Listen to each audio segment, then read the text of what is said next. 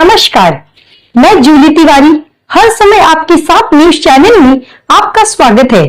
तो चलिए नजर डालते हैं आज के कुछ मुख्य समाचारों पर। अमरनाथ चुनाव में सुस्त शुरुआत, 6 दिन में सिर्फ 4 नामांकन। अब आखिरी दिनों में उमड़ने की उम्मीद। भीड़।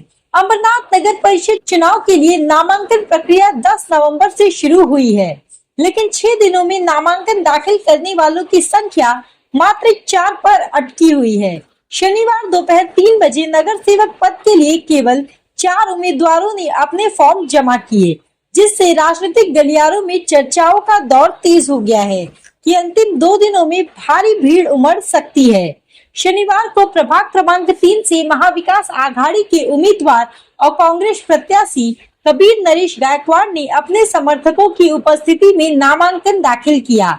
नामांकन भरते समय शहर कांग्रेस कमेटी के अध्यक्ष प्रदीप पाटिल, कामगार नेता श्याम दादा गायकवाड़, पूर्व नगर सेविका सुधा गायकवाड़, बंधु जादव और शिवाजी उबाले समेत कई स्थानीय नागरिक मौजूद रहे।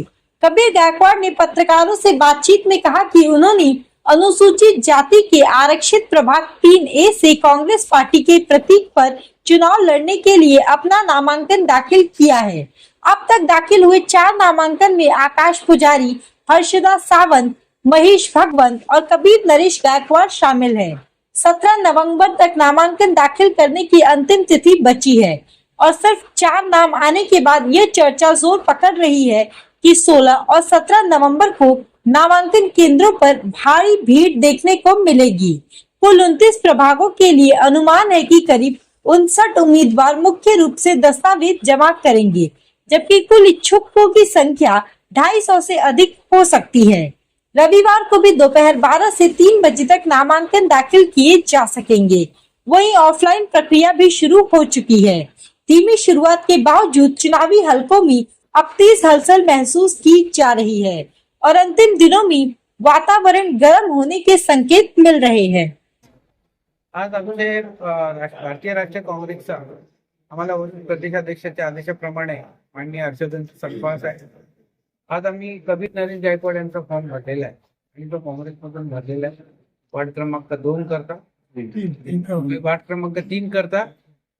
त्याच्यात किती उत्साह आहे तर मी केव्हा लवकर फॉर्म भरतो आणि केव्हा विजयी घोषित होतो आणि कमीत कमी हा जो उमेदवार आहे आमचा सर्वात जास्त सर्वात जास्त मताने येणारा उमेदवार आहे। लोकांनी असं सांगितलंय, जे सहभागी झालेले आहेत रॅलीत, ते म्हणतायत आम्ही त्यांना उमेदवार म्हणून डिक्लेअर केलेलं आणि आम्ही उभं राहिला त्यांना लोकांचा कलातून आलेला उमेदवार आहे आणि लोकांनी उभा केलेला। पक्षाने फक्त फॉर्म दिलेला आहे, हा जनतेचा आवाज म्हणून त्याला तो आम्ही स्वीकारलेला आहे उमेदवार आणि त्याचा पहिला फॉर्म द्यायचा, कारण की आम्हाला हिस्ट्री करायची आहे, अंबरनाथ मध्ये इतिहास करायचा आहे आणि त्याला सुरुवात झालेली आहे पहिल्या फॉर्म पासून। दादा, आगामी येणाऱ्या नगरपालिका निवडणुकीच्या अनुषंगाने कालच बऱ्याच ठिकाणी पक्षप्रवेश, इतर पक्षात प्रवेश झालेले आहेत, तर या बाबतीत आपण त्याकडे कसं बघताय? कसं आहे, हा नगर परिषदेची इलेक्शन आहे, प्रत्येकाला आशा असते का मी कुठेतरी उभं राहावं। कुठे आता प्रत्येक जण पुढारी झालेला, प्रत्येक जण नेता झालेला आहे, कोणालाही न्याय बोलता येणार आणि प्रत्येकाला अधिकार दिलेला आहे। बाबासाहेबांनी संविधानामध्ये जो अधिकार दिलेला आहे, प्रत्येकाला अधिकार आहे, तो उभे राहतात आणि त्यांनी राहावं आणि प्रत्येकाने गुन्ह्यागोविंदाने हे इलेक्शन आनंदाने पार पाडावं, कुठलेही विघ्न न येता, कुठलेही गालबोट न लागता, अशी मी सर्व अंबरनाथकरांना शुभेच्छा देतो। दादा, नगराध्यक्ष संदर्भात काही चर्चा झाली का महाआघाडीमध्ये?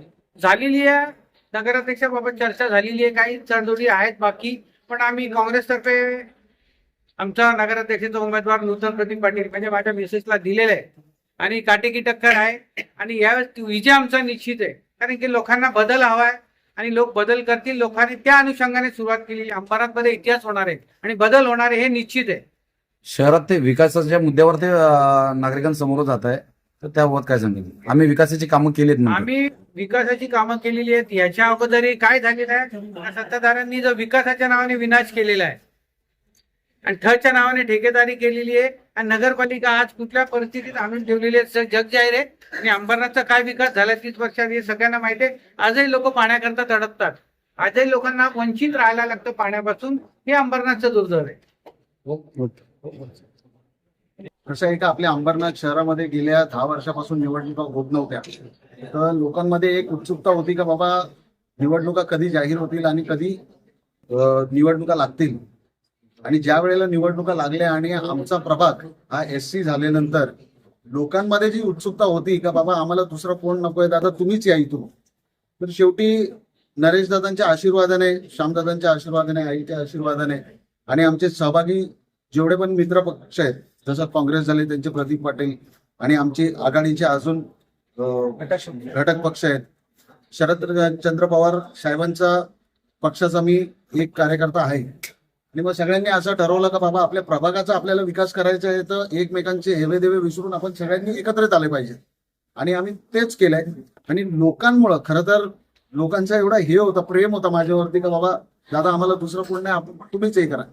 तर त्यांच्या आशीर्वादाने मी आज इथं माझा फॉर्म भरलेला आहे. आणि आता त्यांची इच्छा आहे तर मग सुरुवात तर चांगली झालेली आहे.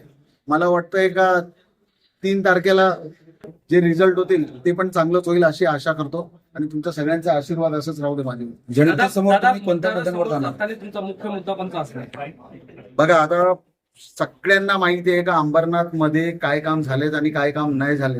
आम्हाला अंबरनाथ हा दहशतमुक्त करायचा आहे, आम्हाला कचरा मुक्त करायचा आहे, आम्हाला लोकांची कामं झाली पाहिजेत. पाण्यापासून जे वंचित राहिलेलं आहे आमचा प्रभाग, त्याच्यानंतर असे बरेचसे आहेत.